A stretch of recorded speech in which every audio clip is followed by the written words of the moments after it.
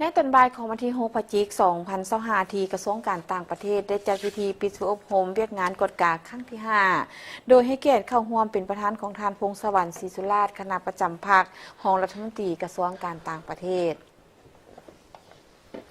ในพิธีปิดอบรมครั้งนี้ทานพรสวัสดิ์พรแก้วรองหัวหน้ากรมกฎกาได้ผ่านบทรายงาน เกี่ยวกับผลการจัดฝึกอบรมเวียกงานกฎกาในครั้งนี้ ซึ่งได้ดำเนินมาแต่วันที่23ตุลาหาวันที่6พฤศจิกายน2025รวม11วัน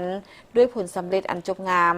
ผ่านการฝึกอบรมเฮ็ดให้นักสัมมนกรมีความความรู้และเข้าใจเกี่ยวกับทัศนะของภาคต่อเวียกงานกฎกาความรู้พื้นฐานของการจะตั้งปฏิบัติเวียกงานติดตามกฎกาดียิ่งขึ้น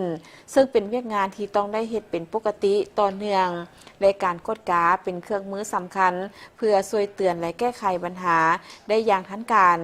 นอกนั้นยังเป็นการเปิดโอกาสแลกเปลี่ยนบทเรียนและประสบการณ์ตัวจริงนำบรรดานักวิทยากรที่มีประสบการณ์และบทเรียนหลากหลายซึ่งเป็นข้อมูลพื้นฐานอันสำคัญและความรู้อันล้ำค่าที่สามารถนำไปหมุนไส้เข้าในการเคลื่อนไหววิกงานติดตามกฎกาตัวจริงโอกาสดังกล่าวทานพงษ์สวรรค์ศรีสุราษฎร์ประธานกองประชุมได้ให้เกียรติมอบใบยั่งยืนให้แก่นักสัมมนกรที่เข้าร่วมฝึกอบรมทั้งหมด33ทานเป็นหญิง12ทานพร้อมเดียวกันนั้นก็ได้แสดงความขอบใจ